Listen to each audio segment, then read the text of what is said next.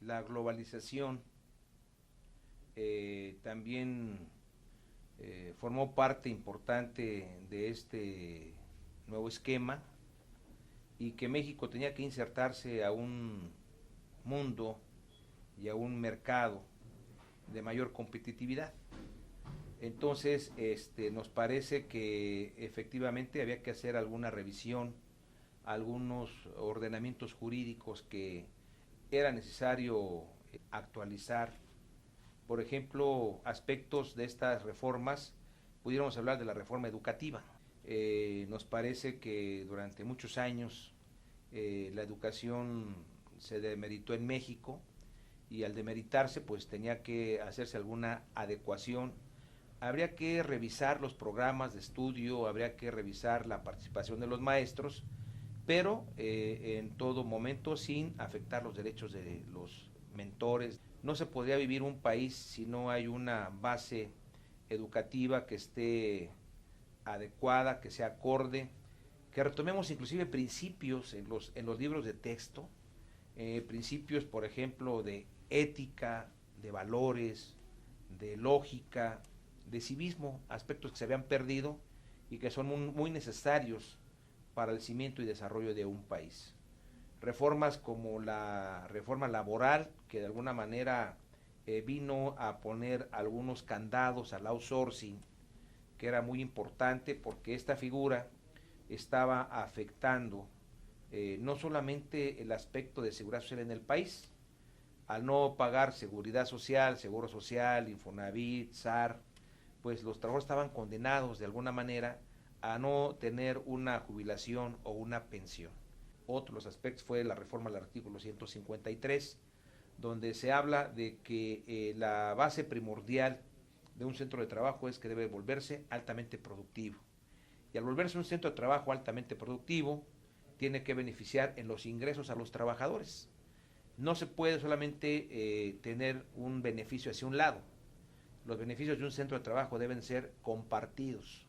Debemos de romper aquellos esquemas de estar en los últimos lugares de países donde la distribución del ingreso es injusta. Tenemos que buscar a través de la productividad, de la democratización de la productividad, crear este modelo donde el trabajador gane más por ser más productivo, pero la empresa también deberá de invertir más capacitación y adiestramiento y deberá de invertir más en ciencia y tecnología.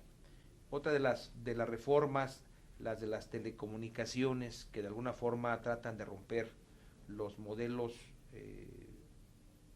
que se tenían en el país, de ser de alguna forma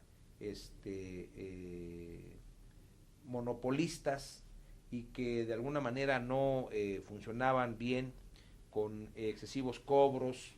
Nos parece que esto va a tender a mejorar los precios en los costos de los servicios, porque va a haber un poquito mayor de competitividad, se abrió el mercado, se cambió la estructura de la preponderancia, nadie puede tener la preponderancia en el mercado, debe ser compartida, ¿no? Otra de las reformas, la reforma financiera, donde se pretende que las MIPYMES, las pequeñas y medianas empresas, puedan tener acceso a créditos a bajo costo, a bajos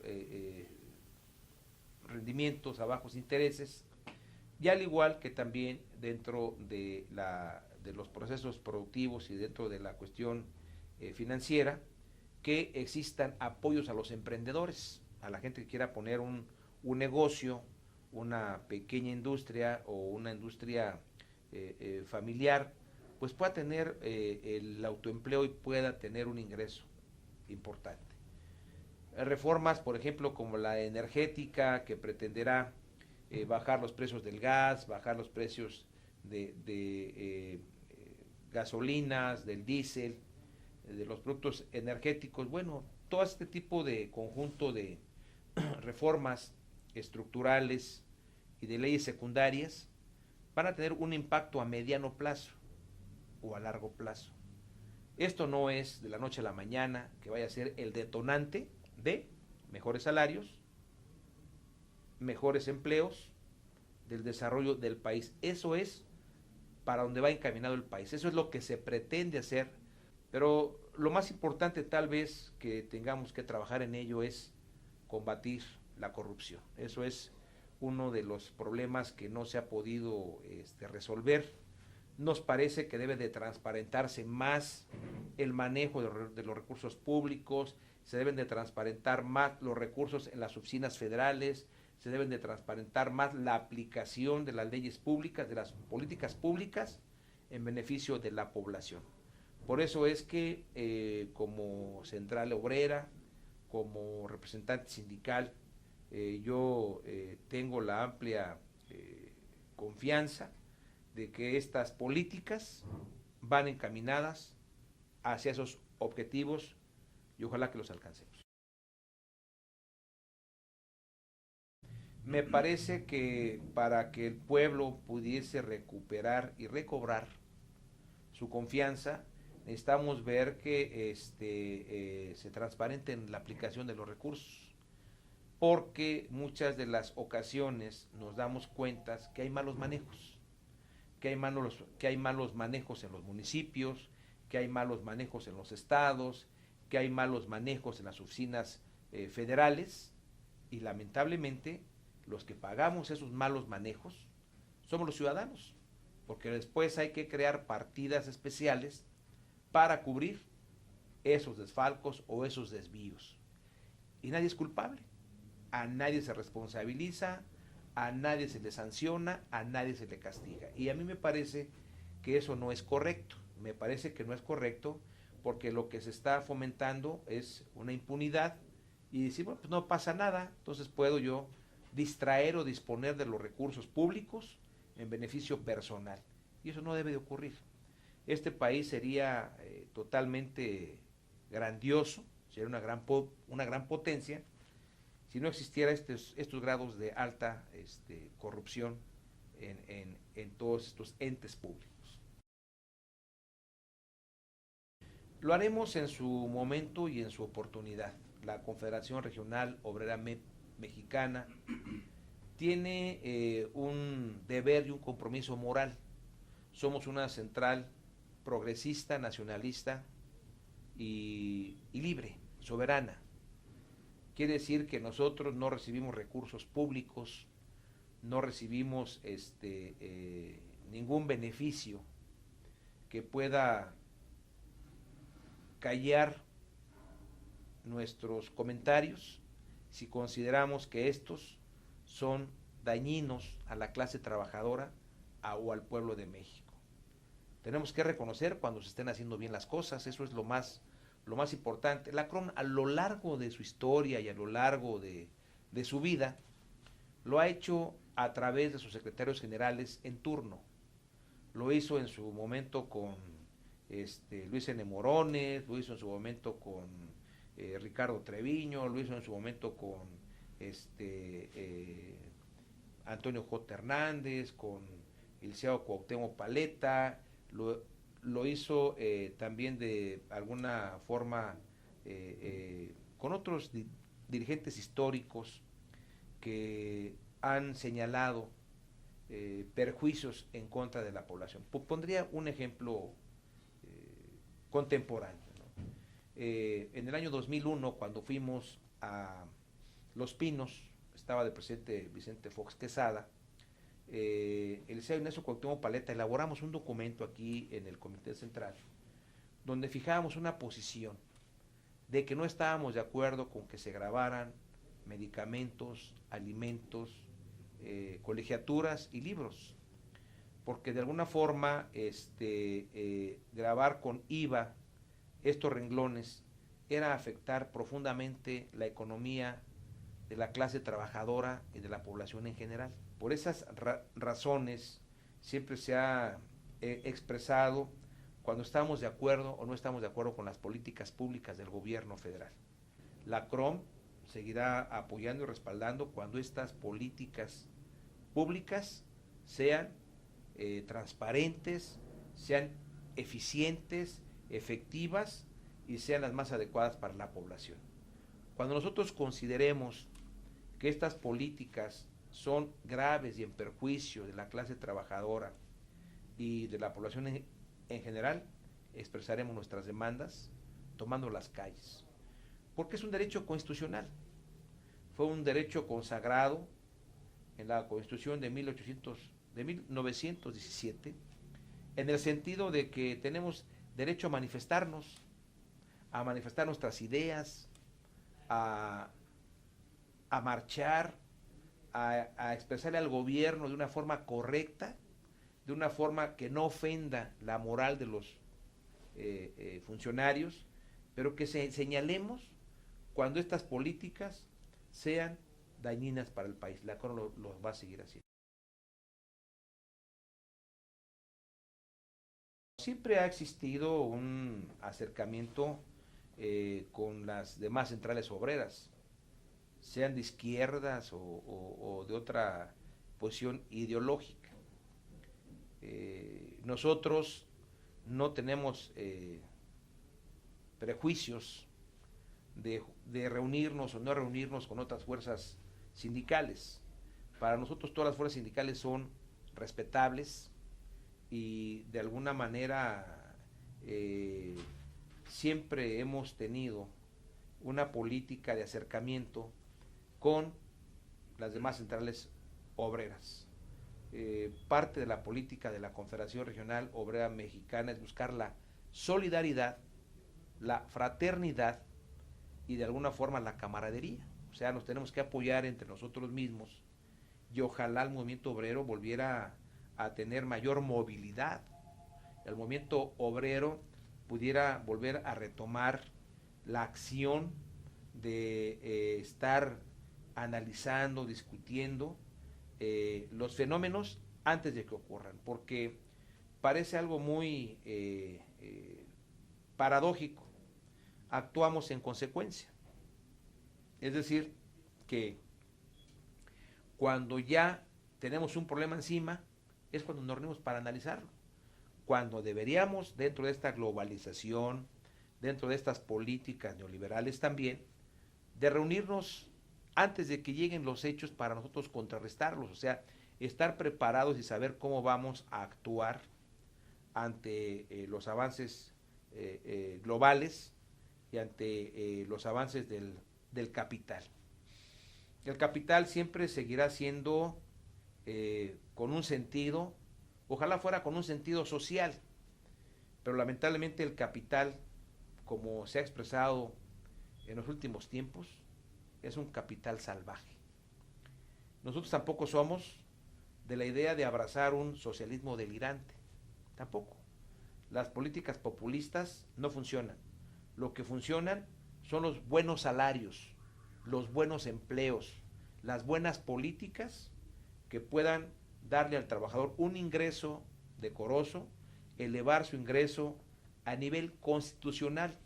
La CROM sustenta el principio de que tenemos que fortalecer nuestras plantas productoras. Queremos que nuestras plantas productoras crezcan, que nuestras plantas productoras sean exitosas, que nuestras plantas productoras se desarrollen, pero que compartan los beneficios a través de los incentivos, de los bonos productivos, de las prestaciones y de los ingresos para los salarios.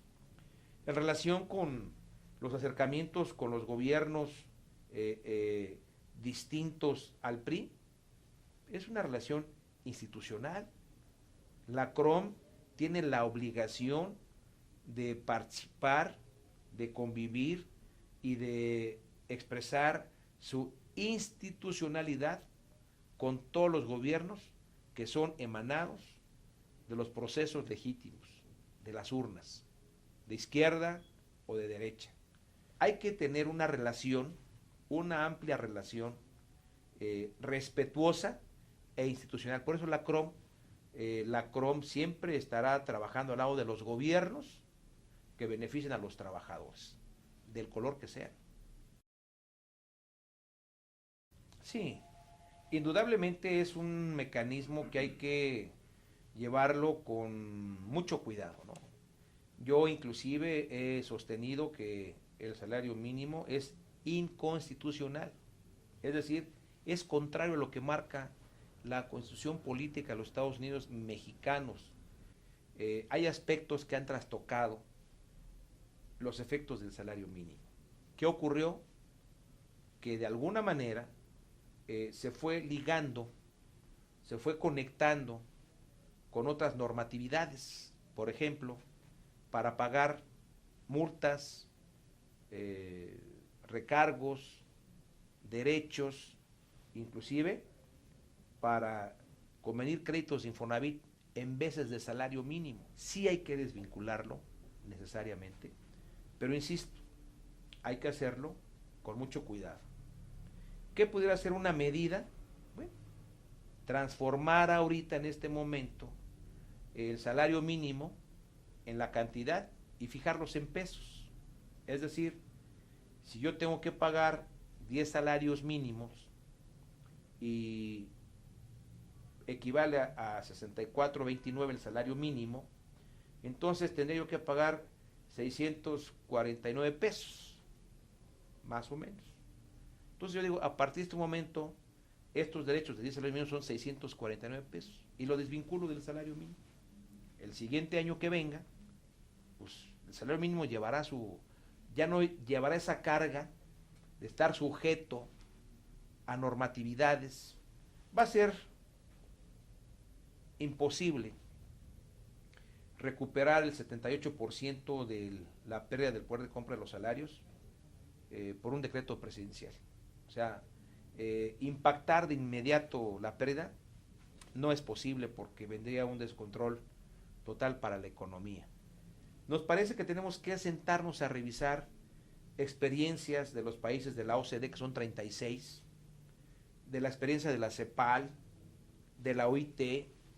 Tenemos forma de analizar cómo lo han hecho en otros países. Perú acaba de reevaluar su salario mínimo también. México no debe de vivir de políticas asistencialistas, o sea, es bueno el combate a la pobreza, es bueno que establezcamos comedores públicos para darle de comer a la gente que está en hambruna, pero mejor démosles un trabajo decoroso, un trabajo donde la gente gane bien. Los avisoro con responsabilidad, con sensibilidad social. Esta nueva generación de cromistas es una generación de gente más preparada. Es gente que tiene licenciaturas, que tiene maestrías. Yo vislumbro que la generación que va rumbo al centenario de la Confederación es una generación comprometida, es una generación de la que esperamos mucho, es una generación que la estamos preparando, por ejemplo, con cursos que llevamos a cabo con la Fundación Frederick Ebert Stiftung, con otro tipo de organizaciones y con la propia SILAS y con otras organizaciones sindicales y organismos que nos traen conferencistas, doctores en economía, doctores en derecho, gente que trae una experiencia académica muy grande, pero que la están conjuntando con la experiencia de meterse a los centros de trabajo. O sea, que nosotros no le estamos diciendo que la dirigencia está atrás de un escritorio, la dirigencia está atrás del centro de trabajo. Hay que meterse a los centros de trabajo, hay que escuchar al trabajador, hay que estrechar las manos callosas de los trabajadores que por generaciones han movido las máquinas. Entonces, es muy importante entender que esta generación va a dar buenos resultados. Nos parece que los trabajadores, los compañeros jóvenes que están en la formación, en la cantera de líderes, de representantes sindicales, van a hacer un buen papel en su momento y en su época para el movimiento obrero y para la central en particular, para la CROM. Importantísima. Nosotros consideramos y hemos hecho programas desde hace 26 años con el Instituto de Educación para los Adultos, con el INEA. Llevamos en aquellos años, hace 28 años, primero cursos de alfabetización, porque muchos trabajadores eran analfabetas. Muchos trabajadores apenas se sabían leer y escribir y otros no. Antes no se requería que el trabajador supiera leer y escribir. A medida que fue avanzando la evolución del trabajo y fue avanzando los sistemas productivos, fue necesario la capacitación también académica de los trabajadores. Entonces empezamos a trabajar con el INEA y empezamos a llevar hasta los centros de trabajo el INEA, y logramos que la gente terminara su secundaria, algunos su primaria, su secundaria, y ahorita podemos decir que estamos a un nivel de preparatoria. Entonces esa es una de las cuestiones importantes para nosotros. Primero, la educación para los trabajadores, y ahí viene también la situación de la educación tecnológica. Pugnamos porque los trabajadores tengan su capacitación de computadoras, en sus paqueterías, en sus programas. La Federación de Sindicatos Scrum de la República Mexicana tiene un centro de capacitación permanente de computación. Se les da clases gratuitas a las y a los trabajadores los días sábados que quieren acudir al centro. Formamos grupos y entonces abrimos horarios para que puedan capacitarse en computación. Pero también a veces lo hacemos en cursos de veranos para los hijos de los trabajadores. Y entonces también les llevamos historia. Historia, por ejemplo, de cómo se forjó este país en su independencia. Por eso conmemoramos el año pasado los 23 puntos o sentimientos de la nación. Conmemoramos en el 2010 el inicio de la Revolución Mexicana, de la independencia.